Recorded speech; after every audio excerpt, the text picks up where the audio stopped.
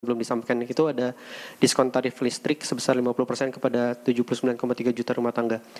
Itu kenapa jadi tidak ada ya Bu? Apakah ada pertimbangan tertentu mengapa diskon tarif listrik ini akhirnya tidak dilakukan? Terima kasih. Kita sudah rapat di antara para menteri dan untuk pelaksanaan diskon listrik ternyata untuk kebutuhan atau proses penganggarannya jauh lebih lambat. Sehingga kalau kita tujuannya adalah Juni dan Juli, kita memutuskan tidak bisa dijalankan. Sehingga yang itu digantikan menjadi bantuan subsidi upah. Jadi kalau kita lihat waktu desain awal untuk subsidi upah, itu masih ada pertanyaan mengenai target grupnya, karena waktu ini kan bantuan subsidi upah pernah dilakukan pada masa COVID. Waktu itu data di BPJS masih perlu untuk dibersihkan, sama seperti tadi data Zen. Dan sekarang karena BPJS Tenaga Kerja datanya sudah clean untuk betul-betul pekerja yang di bawah 3,5 juta dan sudah siap, maka kita memutuskan dengan kesiapan data, kecepatan program, kita mentargetkan untuk bantuan subsidi upah. Ya.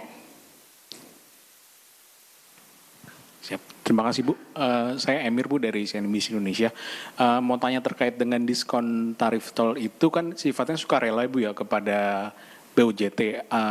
Apakah udah dikomunikasikan dengan BUJT untuk menjalankan diskon tarif tol ini, dan apakah ada penolakan ya Bu dari BUJT sendiri melihat sifatnya sendiri ini kan sukarela, sementara saat ini juga banyak badan usaha jalan tol yang keuangannya berat gitu. Terus terkait dengan untuk apakah nanti akan ada insentif langsung untuk bagi yang terkena PHK, Bu, melihat banyak fenomena sekarang ini yang banyak PHK yang terjadi gitu. Terima kasih. Untuk yang tadi diskon tarif tol, Kementerian PU telah melakukan surat edaran. Memang betul ini kan non APBN, jadi badan BUJT tadi, Badan Usaha Jalan Tol yang akan melakukan. Kita selama ini tetap akan memantau mengenai hitung-hitungan bisnis mereka.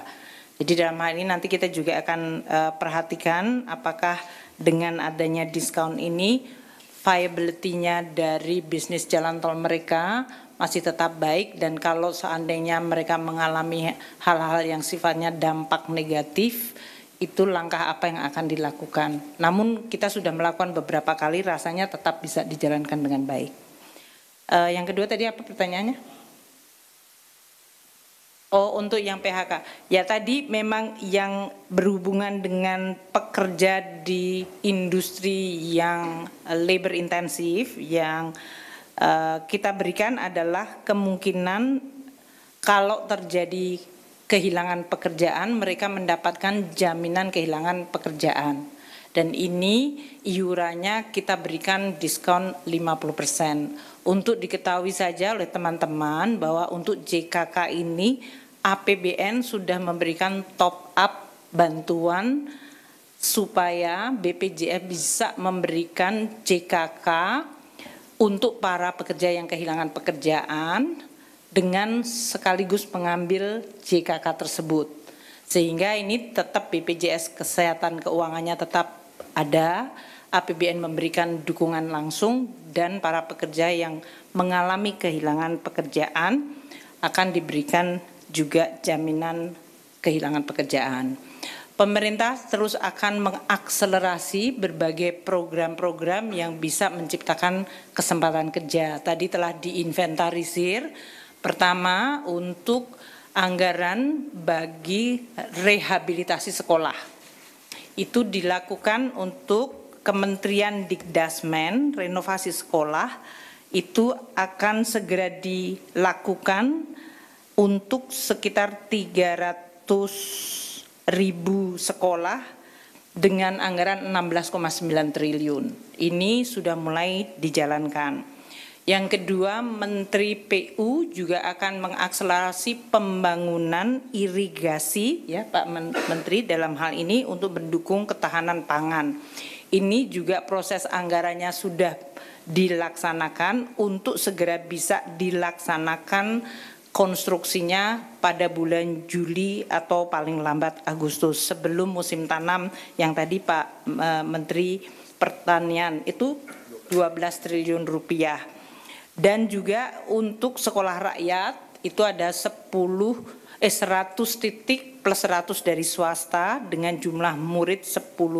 Ini di luar yang tadi saya sudah sampaikan mengenai Koperasi Merah Putih, kemudian program untuk akselerasi pembangunan dan kepemilikan perumahan untuk masyarakat berpendapatan rendah, yaitu 2 juta upgrading rumah plus 350 FLPP untuk masyarakat berpendapatan rendah.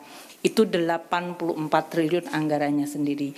Jadi banyak program yang dibiayai APBN langsung yang diharapkan bisa memberikan kesempatan kerja kepada masyarakat yang ini diharapkan bisa menurunkan berbagai ekses dari persaingan di tingkat global terutama untuk industri padat karya. Mungkin itu ya. Terima kasih semuanya.